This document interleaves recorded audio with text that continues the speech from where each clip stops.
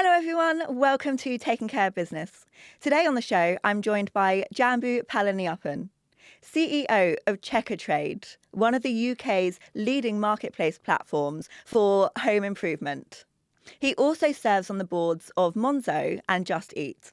Prior to joining Checkatrade, Jambu was one of Uber's earliest employees, heading up Uber and Uber Eats across EMEA during a pivotal time of growth.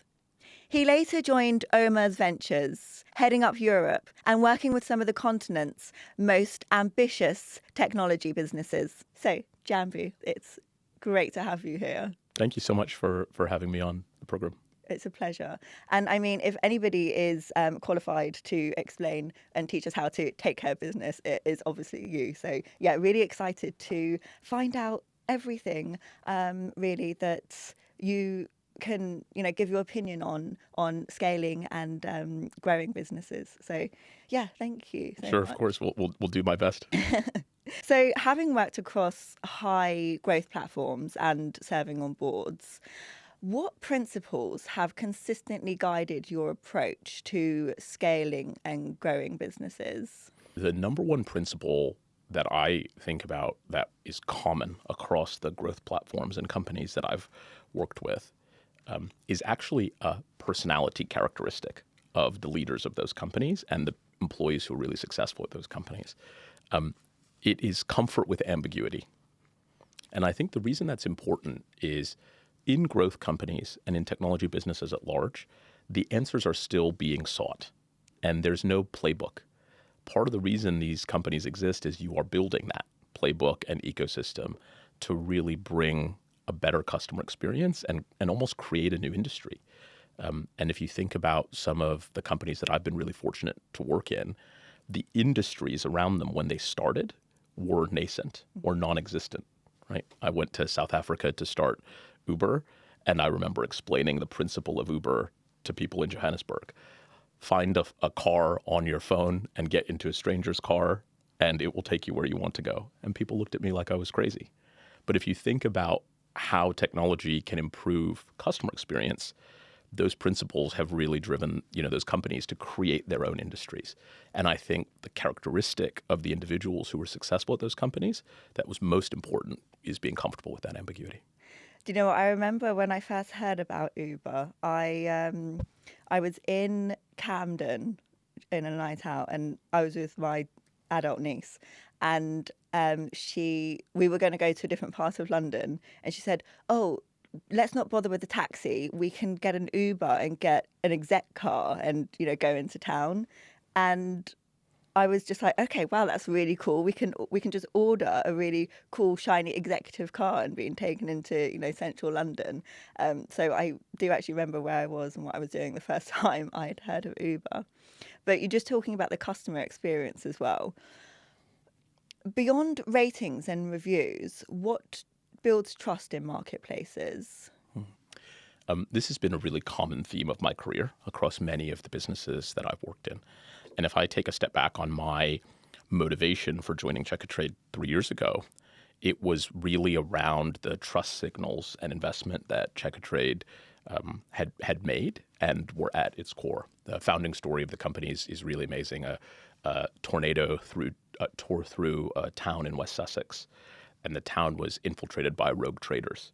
And Checkatrade's kind of creation story is a leaflet of vetted, trusted trades who could do quality work. And if you think about who we are now, nearly 30 years later, as the internet has evolved, those principles still hold true to who we are.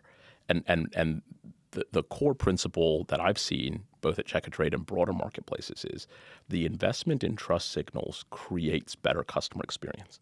And it creates better customer experience because both the consumers and, in our case, the trades are more likely to complete work on the platform because of that trust, credentialing, and investment. So in our case now, trades go through up to 12 checks before they're permitted onto the platform. And what that means is that consumers have a higher trust signal that their job is more likely to be completed by a high-quality trade. And those principles lead to the most important principle in marketplaces, which is network effects. And those network effects of the platform actually becoming more effective as the platform gets bigger and more trusted to create an even better and defensible customer experience is what allows our business to deliver more value to customers. And that's a very similar principle to the ones I learned at Uber, where the shorter the wait time for a car was, the more likely you were to order, or Uber Eats, where the shorter the delivery time and the broader the restaurant selection was, the more likely you were to come back. And I think that's a really powerful principle. Yeah, agreed. So in marketplace businesses, what often goes wrong when businesses are trying to scale? I think the way that I think about what is required for a marketplace to be successful is really two simple things. One is what is the value that you can provide to customers by building a marketplace and going deeper into the customer value chain or the supply value chain or the transaction or the payment. And can you use that to create a more defensible, trusted platform? And I think what I find goes wrong is either the value of going deeper in the transaction is not commensurate with the cost of doing that. So, there were a lot of businesses that tried, rental marketplaces in the past. So you had an expensive DSLR camera. You only used it one day a month. Could you rent it out the 29 other days and make some, money on the side? And the challenge there was, the products got damaged, right? And so the trust signals were low, and the frequency in which someone was prepared to actually put that camera on that rental marketplace was really low. So you had low liquidity, and therefore you had a low likelihood that you would actually have your request completed. Created a bad customer experience. I think the second mistake that I see across a lot of marketplaces when they fail is they expand too quickly, either geographically into second cities or countries, or horizontally into other sectors. And they think that expansion is actually the answer to solving that first liquidity problem, when in fact it actually makes it worse because you're distributing your focus, resource, and supply across a much larger geographical area and actually reducing the likelihood that someone is matched. So I think those are the two principles that I find most often to be the case of why things go wrong. Yeah, it makes me think of quality over quantity. And just going back to your first point, if you are renting out your, very expensive camera, I think that you have got to be providing, quality, make sure it works all the time, making sure you're working with quality consumers who are going to treat it well as well. So I think that principle hits there. And again, you're talking about expansion, and again, it has to be a quality move and really mean something for the company instead of doing it just because you think it's the right thing to do. That's right. I think one of the other ways I think about it is oftentimes people expand because they're running away from something. It's not going well. They think expansion is the answer. Yeah. And I gave a talk a couple of years ago and called it the first rule of international expansion. And the first rule is don't do it. And I think that's a simple way to think about that framing, which is, have you actually proven something before you go and expand into your second country? Or are you running away from something? That's a really interesting view. So having headed up Uber and Uber Eats in an immensely pivotal period, and now, of course, being CEO for Checkatrade, what has surprised you most about the differences between scaling a platform like Uber and scaling a platform like Checkatrade? I think the commonalities that I've seen are one, an exceptionally passionate group of employees, people who love the customers, love the problems we're trying to solve. The trade sector is super interesting because it touches us all, right? And it's massive, employs over 2 million people in Britain, and is growing in demand and needs as we think about things like the green energy transition and improving the energy efficiency of all of our homes. That inspiration and motivation, I think, is a really common principle, and I'm super proud of our team for all of the effort that they've put into improving the products and customer experience and their ambition that comes from that. I think the other piece that's really been common has been the investment in technology, and technology as a driver of improvement of that customer experience. And I think that's only been magnified now with the AI wave, where the opportunities to build better products are at all of our fingertips. I think, for me, the expectations of us at Checkatrade are also really different, because our ambition is to be really deeper in our customers' workflows as well.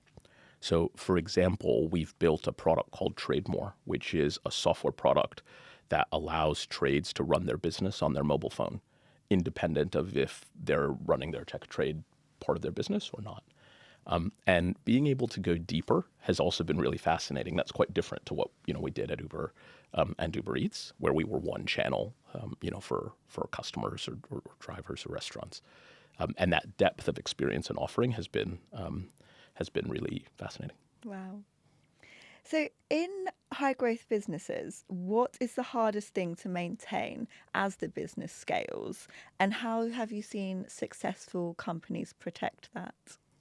I think the two most important things for me that I think are required to be protected are, one, what is the culture and scrappiness that you've built to get you there, and how do you make sure as you scale you don't lose that? And I think there are some really tactical ways that I've seen great businesses, founders, and companies do that. The number one thing is really depth of time with their customers, right? In our case, that's both consumers and trades businesses. But making sure that you've got that continual touch point of, are you really focused on what matters? Are you tight enough in the feedback loop to alter that based on what you're hearing? And are you clear enough on focus, right? And the few things that will really move the needle. I think the second principle for me is, right now we are at an age where the capital requirements and tools to build a company are changing faster than ever. You can build really meaningful businesses from the start faster than ever possible. And so I think the second thing I've learned is, just because your company is getting bigger, how do you retain the things that made it great? And you don't lose that just because you're getting bigger, scaling more. I think that principle of what is the ethos of the business? What is the ethos of the leadership team? And how do you make sure that stays true? And you don't sort of over-engineer, over-complicate, over-subscribe.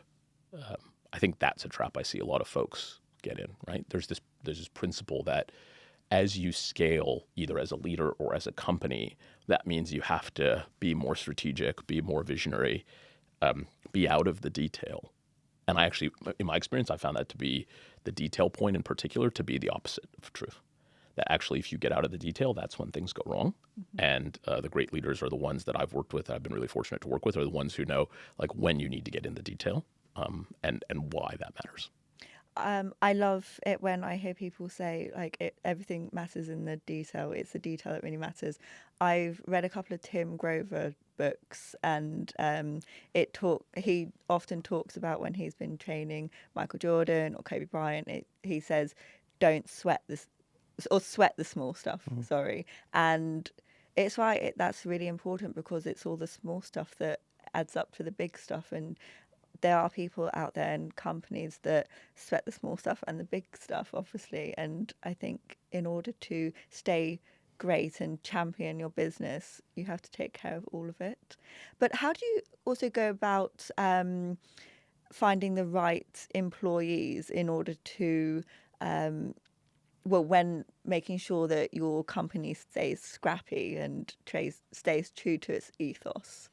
The two really key principles I look for are, one, in the interview process, we really simulate what doing the job is like.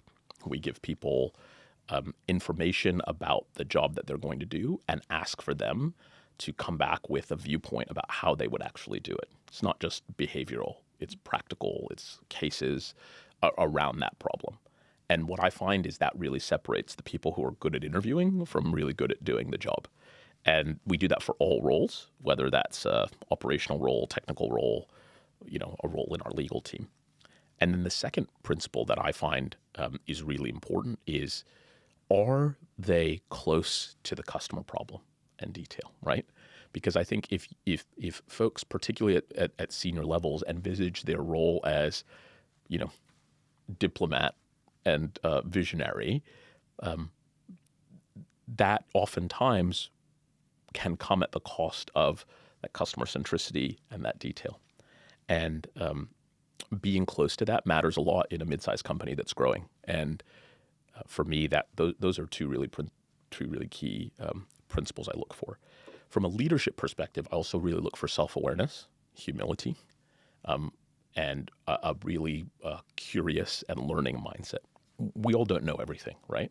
And anybody who pretends to is probably covering for something else. So I really look for people who are curious and learning. Okay, so this leads quite nicely on to my next question, I suppose. What, in your opinion, should founders and operators of marketplace platforms be paying closer attention to? I think for me, the really interesting kind of dynamic that's happening with marketplaces at the moment is, what is the role of marketplaces in a world where the way consumers discover products is different because of increasing use of LLMs, AI search, etc. And I think there is a huge opportunity to really help go deeper in the transaction and facilitate better customer experience across the board, right? And I think that the next wave of marketplace businesses is going to have to dramatically improve customer experience, not just have perfect inventory or not just have pricing capture to drive growth, because I think some of those customer experiences are still not great. And I think we can all look ourselves in the mirror and ask, what would it take to improve them? And I think if we can do that, that's really durable, consistent growth advantage. And we've been really fortunate to, launch and build some amazing products at Checkatrade over the last couple of years that have really proven that. But I think no one can rest on their laurels, no matter how established, large, profitable their businesses are, because that rate of change is happening so fast. Yeah. So now, drawing on your experience on the boards of both Monzo and Just Eat, what do you think matters the most when overseeing fast-scaling businesses? I think I've been really, really fortunate over the last 8 years to be on a variety of different boards, both public and private, the ones that you mentioned, but also as a venture capitalist on several of the boards of companies that I had invested in with some amazing entrepreneurs and founders. My experience and maybe the principles that I approach things with are pretty simple. One, board members and boards themselves have to remember their role. We're not, the main character in the film, right? And I think that's a really important principle. The second thing, have been fortunate now to be on both sides of the table and have really benefited from this in many ways, is I almost wish boards were harder on companies and founders when things were going well, and easier on companies and founders when things were not going well. I think it's easy to do the opposite. And I think we can only improve if we have a really trusted circle of feedback. And I think the third thing is, for me, is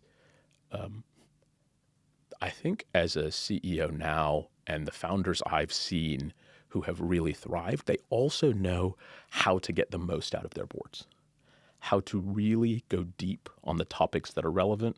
When there are independent members of the board, really make sure that they have the right mix of individuals for the skills and challenges their companies are going to face, not right now, but over the course of the next 3 to 5 years, and to really use that network and effectiveness to drive growth. I think it's been one of the most helpful things for me in terms of learning and experience, particularly in areas like capital markets and public markets, where I personally didn't have a lot of experience before. Being on those boards, and has been also brilliant to see other founders go through the growth journeys that they've gone through. Thank you for sharing that. I think that's a really helpful, insightful bit of advice. Are there any systems or habits that you have introduced into your life that have meaningfully improved the way that you work? I think two. One is professional, one is personal. On the professional side, I do ask me anything sessions with all of our individual teams. And so it works out to usually one or two a week, and I go through them in rotation. And there's no agenda. I just go sit in the room with teams of usually between 10 and 15 people across either various functions or product and engineering teams or commercial teams. And I share a minute or two of thoughts on my side, and then I just answer any questions on their mind. And I find them to be really interesting because you get kind of the direct truth of what's going on in the organization. People feel like they can really speak up and share their views on things that are going well or not. Two of my favorite questions are, what are you most proud of? And if you had a magic wand, what would you change? And it really, incites amazing passion and responses. And I really, really value that. I think it's one of the highest impact things that I do internally, and I do it with our customers as well. And that's great, and never shy about telling me where we're doing well and certainly where we can improve. So I love doing that, and I find that it's a really important way of being in touch with an organization. On the personal side, I think two habits that have really helped me through a very intense, 3 years now as CEO of Checkatrade. One is I'm pretty religious about fitness and the gym, and it's early in the morning for me. It's usually about 5:15, and it is. I can almost, if I were to chart it, I can almost chart it directly between the relationship between keeping that cadenced, 4 or 5 days a week and my mood overall. And that's really critical. And then the second thing is I have young children, and I always pick my daughter up from school on Fridays and take her home, and then we'll wrap up work remotely at home. And I find that to be really, really amazing. And that kind of 15-minute walk back from school on Fridays is one of the things that I look forward to the most in life. And, I think helpful to always remember that, there's a reason we're all doing this. Yeah, thank you. That is lovely. I'm with you with the fitness. If I don't do a morning workout, then it creates a knock-on effect on my mood more than anything. I would say more than my work. Yeah, and I can imagine having that time, picking up your daughter, just stepping away from everything and having one-on-one time that she'd remember forever.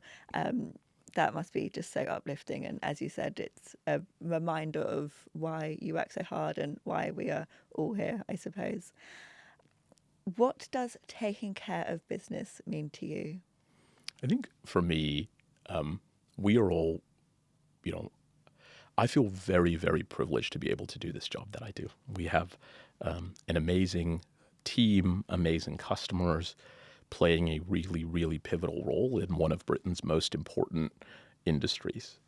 And I think of myself as a steward, right? And I think my job is to do the best that I can to leave this company in a better place for its future. And I'm super privileged to have that opportunity and very, very lucky and grateful to do that. And I think that is an important thing to keep in mind, right? When you have tough days or challenging days. I work with an executive coach, and one of his lines that really sticks with me is it's never quite as good as you think it is, and it's never quite as bad as you think it is. And I think that's an important thing to keep in mind for us all, when we have those challenging moments. And I think for me, again, I just feel an immense amount of gratitude and privilege to be to be able to lead this company. Thank you. Thank you for coming on to Taking Care of Business. It has been a privilege speaking to you and learning about how you build and scale high growth platforms. So yeah, thank you once again. Thank you so much. Thanks for having me on. And thank you to everybody for tuning in to another episode of Taking Care of Business, and we'll see you back again here next time.